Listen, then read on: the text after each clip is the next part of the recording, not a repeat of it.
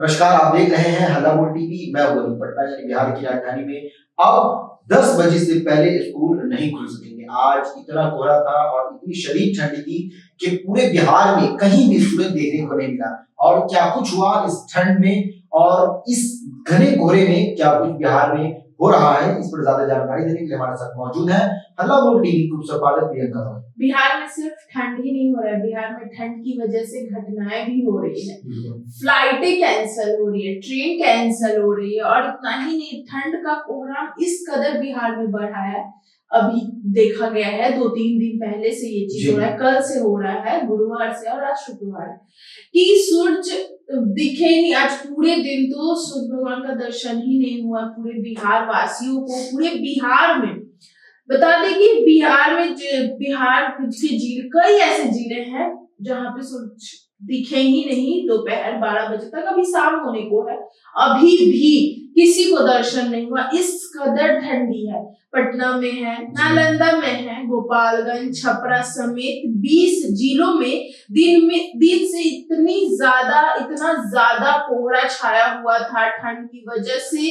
पटना के डीएम ने तो आदेश दे दिया है कि अब स्कूल की टाइमिंग ही बदल दी जाएगी। स्कूल गर्मी की छुट्टी, ठंडी की छुट्टी मिलती है, और ठंड इस कदर बढ़ी हुई है कि अभी से ही आदेश मिल गया। जनरली हम लोग देखते हैं कि दिसंबर के एंड तक और जनवरी के मिड तक छुट्टियां रहती है, लेकिन अभी से जो ठंड बढ़ा है उसको लेकर पटना के डीएम ने आदेश दे दिया है कि अब 10 बजे से पहले कोई बच्चा स्कूल नहीं जाएगा और 3:30 बजे तक वो घर अपने वापस आ जाएगा। इस कोहरे की वजह से कई सारे हादसे भी हुए हैं। जैसे एक हादसा की मैं जिक्र करते हुए बता दूं दर्शकों को कि बगहा में कल रात एक ट्रेन हादसा भी टला है, जहां कटिहार से दिल्ली जा रही Champaran Humsafar express Valmiki tiger reserve क्षेत्र में एक जंगली भैंस से टकरा गई, लेकिन वो हादसा होते होते टल गया।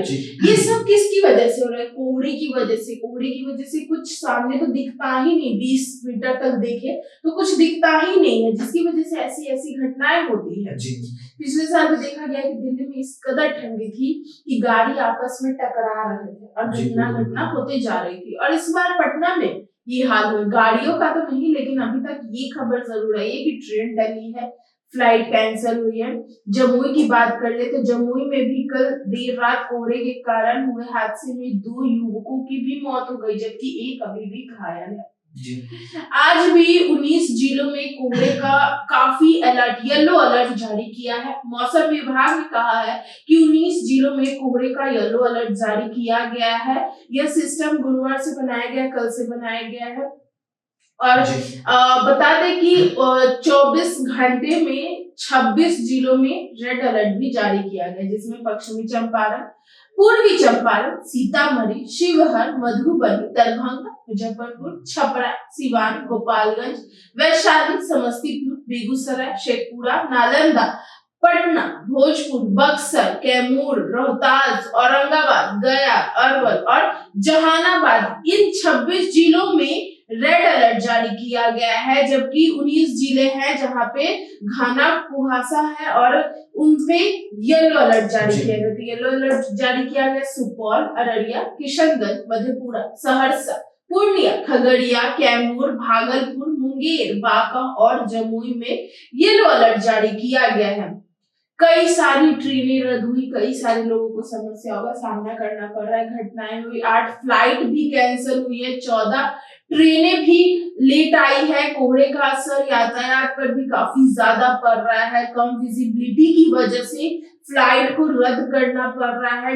ट्रेनों की जो रफ्तार है वो धीमी हो गई है, होना भी चाहिए क्योंकि और कैंसिल भी हो जाए, क्योंकि एक समय पे यातायात पे असर अगर पड़ रहा है, कोई यात्री समस्या का ये झेल रहे हैं, लेकिन ये वो समस्या से कम समस्या, अगर फ्लाइट टूटी तो जो घटना होगा उस समस्या से तो ये कम ही है कि कैंसिल हो जाए। अगर ट्रेनें तेज रफ्तार में चलेगी तो घटना हो सकता है, क्योंकि जिस तरीके से कोहरा फैल रहा है, तो इस वजह से अगर कैंसिल भी हो रही है तो होना चाहिए फिलहाल। तो वही फ्लाइट की अगर हम बातें अभी बताया कि कोहरे की वजह से 8 फ्लाइटें भी कैंसिल हो गई है। इतनी ज्यादा बढ़ते वायु प्रदूषण पर हाईकोर्ट ने भी सरकार और प्रदूषण बोर्ड से भी कई सारी मांगे की है। ठंड से अस्पतालों में मरीजों की संख्या भी बढ़ रही है। इस कदर ठंडी है कि अस्पताल में मरीजों की संख्या लाइन लगी पड़ी हुई है, क्योंकि वह ठंड और वायु प्रदूषण की दोहरी मार लोगों की सेहत पर बहुत ज्यादा असर पड़ रहा है। लोगों की सेहत पर गुरुवार का ठंड और प्रदूषण से पीड़ित बता दें कि 350 लोग पीएमसीएच में एडमिट हुए हैं।